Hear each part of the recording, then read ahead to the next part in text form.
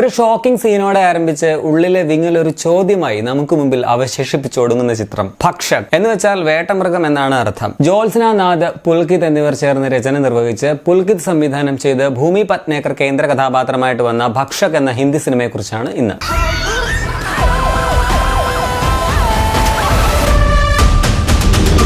സമൂഹത്തിലെ ഉന്നത തുറയിലുള്ള വേട്ടമൃഗങ്ങളിൽ നിന്നും അനാഥരായ കുറച്ച് പെൺകുട്ടികളെ രക്ഷിക്കാൻ വേണ്ടി ഒരു സ്ട്രഗ്ലിംഗ് ജേർണലിസ്റ്റ് നടത്തുന്ന ആത്മാർത്ഥമായ പോരാട്ടത്തിന്റെ കഥയാണ് ഭക്ഷക്. എനിക്ക് ഈ പടത്തിലെ ഭൂമി പട്നേക്കർ അവതരിപ്പിച്ച വൈശാലി സിംഗ് എന്ന ജേർണലിസ്റ്റിനെ കാണിക്കുന്ന ആ ഒരു ആദ്യത്തെ സീനിൽ തന്നെ പേഴ്സണലി ഭയങ്കരമായിട്ട് റിലേറ്റ് ചെയ്യാൻ പറ്റി. ഒരു ചെറിയ ചാനൽ, ഒരു ചെറിയ മുറിയിൽ ക്യാമറ ഓൺ ചെയ്ത് ലൈറ്റൊക്കെ സെറ്റ് ചെയ്ത് വാർത്ത വായിക്കാനിരിക്കുന്ന ഒരു സാധാരണ ജേർണലിസ്റ്റ്. അതിന് കാരണം ഞാനും അതേ ജോലി ഒരു 6-7 വർഷം ഞങ്ങളുടെ കുഞ്ഞ് കേബിൾ TV ചാനലിൽ അങ്ങനെ ചെയ്തതാണ്.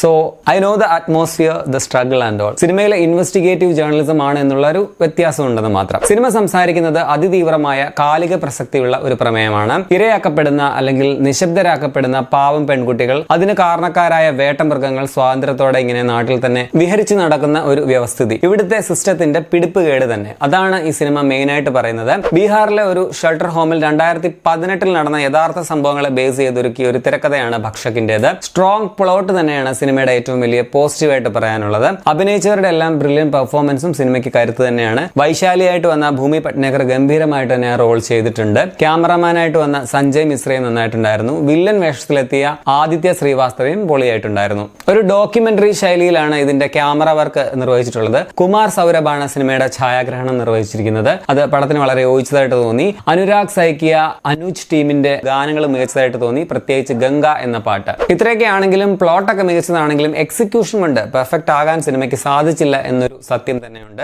ഒരു കഥ പറച്ചിലൂടെ ആദ്യം തന്നെ സിനിമയുടെ സസ്പെൻസ് ഒക്കെ പൊളിച്ച ശേഷം പിന്നീട് എങ്ങനെ അത് സോൾവ് ചെയ്യാം എന്നുള്ള ഒരു കാര്യമാണ് സിനിമ പറയുന്നത്. അതൊരു സസ്പെൻസ് നിലനിർത്തിക്കൊണ്ട് പോകുന്ന രീതിയിൽ തന്നെ ഒരുക്കാമായിരുന്നു എന്ന് എനിക്ക് പേഴ്സണലി തോന്നി. ഡയലോഗ്സ് ഒക്കെ വളരെ ശക്തമാണ്, ചിന്തോദ്ദീപകമാണ്. എങ്കിലും ലാസ്റ്റ് ഇങ്ങനെ ഉറങ്ങുന്ന പഴമാളവരെ ഉണർത്തി മുഖത്തിന് നേരെ വിരൽ ചൂണ്ടി കുറ്റക്കാരൻ നിങ്ങളാണ്, നിങ്ങൾ പ്രതികരിക്കണം എന്ന ഒരു ഏർപ്പാട് ഒരു ഈസി ആൻഡ് ഒരു എസ്കേപ്പിസം പോലെയുള്ള ഒരു റൈറ്റിംഗ് ആൻഡ് അങ്ങനെയുള്ള ഒരു ക്ലൈമാക്സ് ആയിട്ട് എനിക്ക് തോന്നി. അതർവൈസ് ഇത് നല്ലൊരു അറ്റംപ്റ്റ് തന്നെയായിരുന്നു. പെർഫെക്റ്റ് അല്ലെങ്കിൽ കൂടി ഒരു thought provoking, hard hitting, emotional thriller എന്ന് തന്നെ പറയാവുന്ന ഒരു സിനിമയാണ് ഭക്ഷക്. ഞാൻ ഇതിന് 3.5 ഔട്ട് ഓഫ് 5 റേറ്റിംഗ് നൽകി. പടം നിങ്ങൾ കണ്ടിരിക്കാൻ വേണ്ടി റെക്കമെൻഡ് തന്നെ ചെയ്യും. സിനിമ നെറ്റ്ഫ്ലിക്സിൽ ഡയറക്റ്റ് OTT ആയിട്ടാണ് റിലീസ് ആയിട്ടുള്ളത്. 2 മണിക്കൂർ 14 മിനിറ്റ് ആണ് സിനിമയുടെ ദൈർഘ്യം. ഹിന്ദിയോടൊപ്പം തമിഴ്, തെലുങ്ക് ഭാഷകളിലും സിനിമ അവൈലബിൾ ആണ്.